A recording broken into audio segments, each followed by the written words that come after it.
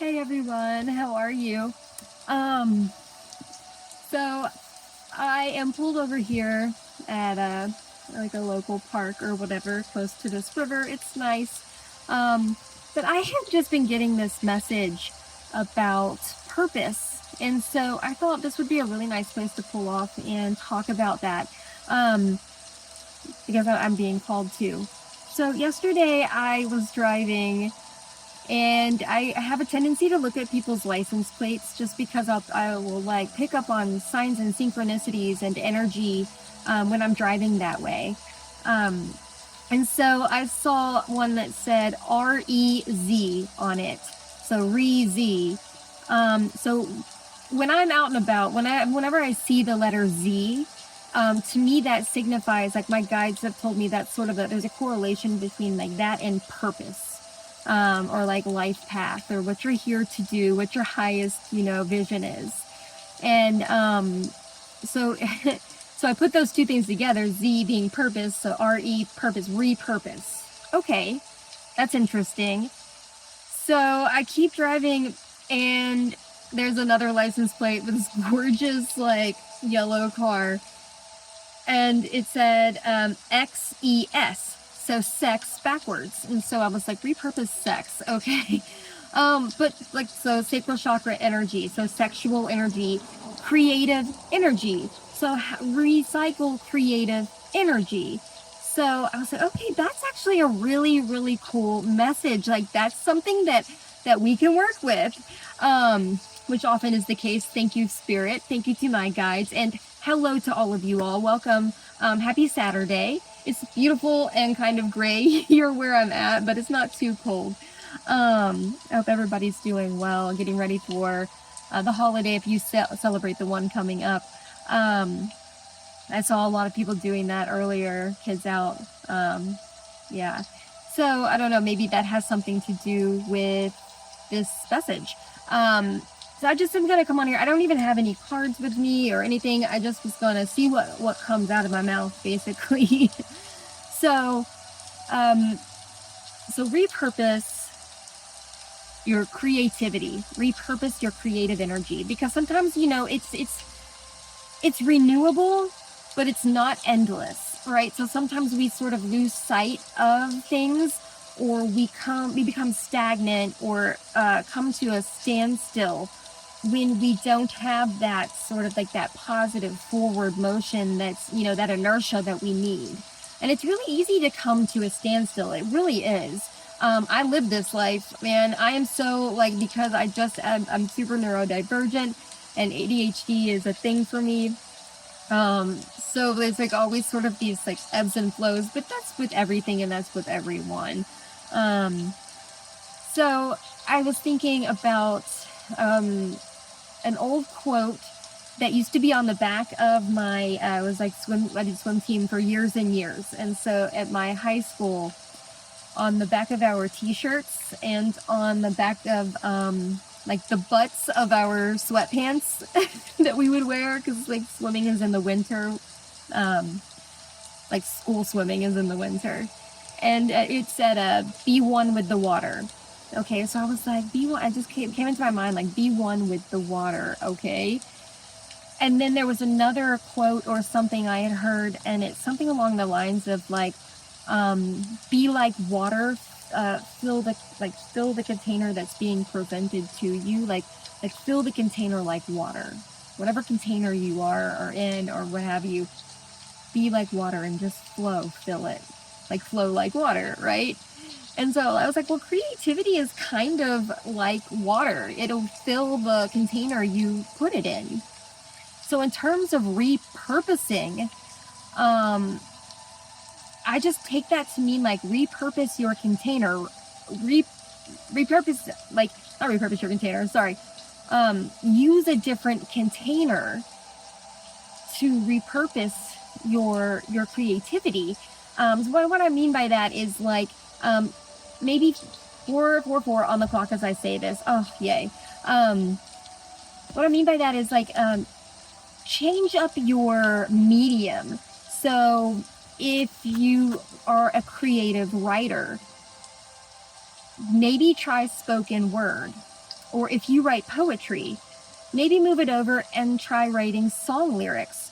Or maybe take old journal entries that you have and translate that to a play, right? A screenplay or a series of short stories. Whatever speaks to you, but those are kind of the examples that I'm getting. Or if you're a singer, maybe sit down and start writing some songs if that's not something you're already into. Or even if, it could go on and on. I'm thinking like if you're a cook, perhaps you could instead, maybe you're burnt out. Maybe you're really, really burnt out. I know I am. Okay, like they call me Chef Jess, but I call myself a cook, right? I just like to feed people, but I'm so burnt out, like overarchingly burnt out. So finding a way to repurpose my creativity in that area has been something I've been thinking about. So like I could go and I could teach. Somebody who wants me to do meal prep, right? If they have the time, maybe I could teach them how to properly grocery shop, teach them how to properly or more efficiently do these things for themselves. Like maybe I can come in and be that teacher for somebody. And maybe I'm speaking to somebody who resonates with this, who is a chef, who is feeling burnt out, or maybe is feeling, and I think this is for a lot of people. It's like when you start to really expand your spiritual self, and you step into that side of things, the more you do that, it's like you can't put it back in the box, right? So the more thin the veil gets, and the more difficult it is for a lot of us to be around people in the way that we used to be. And it's not because, it's not really anything more than just this heightened awareness, this hyper awareness. And I don't know about you, but for me, sometimes I'm always wanting to stay in my lane, and just kind of focus on like what I'm doing in the moment, and like, of course, helping other people and but in terms of just being like at a work environment, I go and I work and I stay in my lane. But that's not the case for a lot of people. It's like their social time. It's like where their friends are, all of this stuff. And, I feel I can like kind of, interpret or like pick up on people's emotions and people's thoughts just being an empath. And it's becoming almost impossible for me to be in these situations, especially like in a kitchen, okay? Like where it's close quarters, people are right next to each other. I'm smelling what you had for dinner last night. I'm hearing you breathe, and I'm basically reading your thoughts, but I'm not wanting to. And it's like, you know who loves you, you know who hates you, you know who loves who, you know who hates who, you know all the gossip, and nobody even has to say anything. You just like pick up on the patterns, read the body language, and like, you got it. And you put the pieces together, and like 99% of the time I'm hearing 99% of the time you're right. Like that's even that's confirmation for somebody. Wow. Like it's and I think you probably are such a humble human being, a humble soul. I'm hearing somebody, it's like this is you all have just been through a lot. But it's because of that, it's because of your unique trauma and the extent of it in past lives and in this life, and the tremendous amount of healing that it's taken you to get to where you are to be this sensitive. It's because of all of that you are this sensitive, that you also have compassion for other people. So it makes it really difficult to be around, and especially when it's like you're around people that don't necessarily care for you, but you still can't help but have some compassion for that, because based off of your own experiences and trauma that person clearly has gone through some things, and they're just at a different place in their healing. And so it's just this, it's a dichotomy is a word that's coming to mind. So all right, we got off on a tangent there, but it does relate. So like going back to going back to repurposing your creativity. So I guess I'm speaking to a collective of people who are just really burnt out, with this one or two ways that you all have been expressing yourselves, and healing through your creative nature is what I'm hearing. Okay, yeah, and that, you know what? That's so funny. I was writing a little bit about this yesterday, like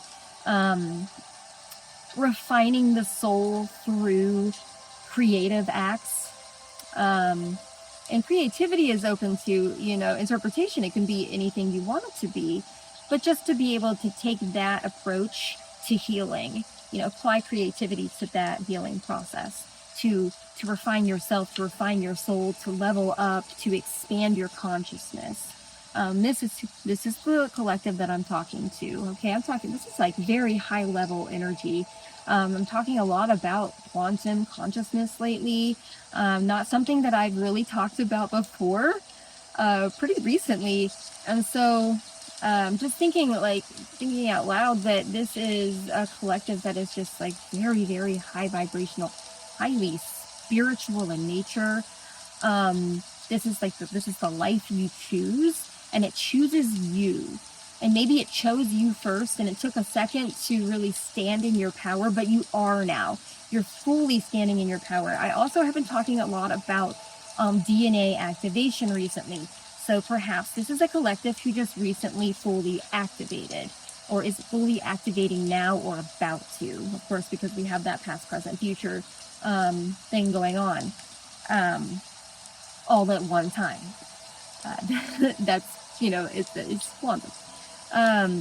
Okay, so I guess that's about it. I just wanted to like throw this idea out there, and maybe just like for some discussion and some thought about how we can, as individuals and as collective, learn how to diversify and repurpose this beautiful creative energy that we've been gifted.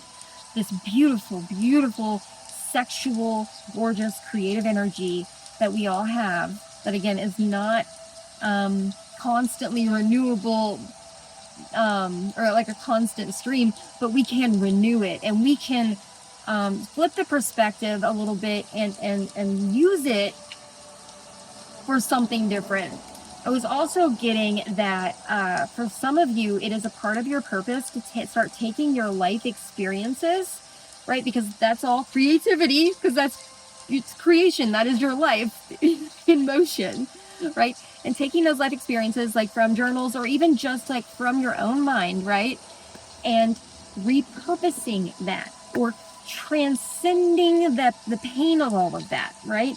And turning it into something that can help other people transcend their own pain and their own trauma. You know, helping them become. So I guess, yeah. Anything else?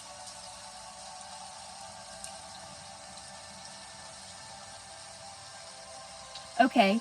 Also something about redefining your own life. You redefining your own life. Like switching professions fully. Like going and standing elsewhere in your power. Switching professions. But somehow there's a translation between what you used to do and this thing that you are meant to do, basically. Okay, so like they're wanting me to like talk about the bigger picture of things. Okay. Yeah, so how do we do that? How do we go about taking all this expended energy that we poured into other things? How do we go about taking that and molding that, using the same material, right? But molding it like clay into something different, and something I'm hearing that's helpful for humanity, especially at this time. So, okay, just food for thought. I'm not going to go any further. I'm just going to like trust that you all are incredibly wise, brilliant individuals. And you will do with this information what you want. I just wanted to share with you that awesome synchronicity that led into all of this. That is just the coolest shit, is it not? I mean, I'm experiencing it, so like I know that you all are. And if you're not, please know that this is so possible to live within this framework where you are literally getting hints and clues and synchronicities all the time. You just have to have the intention to be there, to see it. Like, you gotta, like, be there for it. You know what I'm saying? Like, let's go. Oh, also, I saw the word ask on a license plate yesterday as well. And I have an Abraham Hicks book that says ask and it's called Ask and It Is Given. And so I'm sitting where I normally sit at home, and I'm looking over a little bit, and it's on my bookshelf, and I see that last night. And so I think it's very important, if you don't know where to start with this process, to ask for guidance, and it will be given. Ask for protection, and it will be given. Ask for clarity, and it will be given. Ask for high levels of discernment and clarity, and it will be given. I think they're wanting me to tell you that oftentimes we forget, when we ask for clarity and discernment, we forget to ask for the strength, for the belief in ourselves enough, and for like the perseverance to follow the clarity. Okay, so like to trust our intuition when we hear the thing, to trust our intuition to make the right decision, or to make the best decision for us in moving forward. But to like, so like back that up with, when you ask for clarity and discernment, then you're going to get it. When you ask for high levels of clarity and discernment, you're going to get it, because ask and it is given. But make sure that you've also asked for some support when you're given, because a lot of times you ask for something and then it's like, be careful what you wish for, right? So just always be sort of backing yourself up, asking for protection, asking for guidance along the way, and asking for that strength, for that solid foundation, and for that belief in yourself. Because oftentimes if you ask and you can't give it to yourself, you're gonna be given a boost. So you have people on the other side who love and care about you so much. They want to see you succeed. They really want to help you, but there are certain things you have to do, like ask. One more thing. Saw the word why backwards on a license plate also yesterday. I swear I was only out for like 45 minutes. It was wild. So why backwards? And I'm reminded of this all the time. And so it's just them wanting to speak through me to remind everybody in this collective. Oftentimes we get so conditioned, that's the right word, we get conditioned to have this feeling of like needing to know the when, what, how, why, of everything. And that's the distraction. So in this process, they're saying there isn't really a need to ask why. Unless your intuition is like telling you, yes, ask this person why, or get further information. But like, you don't need to know everything before you take your leap of faith, basically. And essentially that is the leap of faith. Not knowing everything and still having the faith enough to move forward anyway. Okay. It is 18:18 on the clock. I am going to shut this off. And I am wishing you all a beautiful, magical rest of your weekend. I love you. Bye, guys and gals.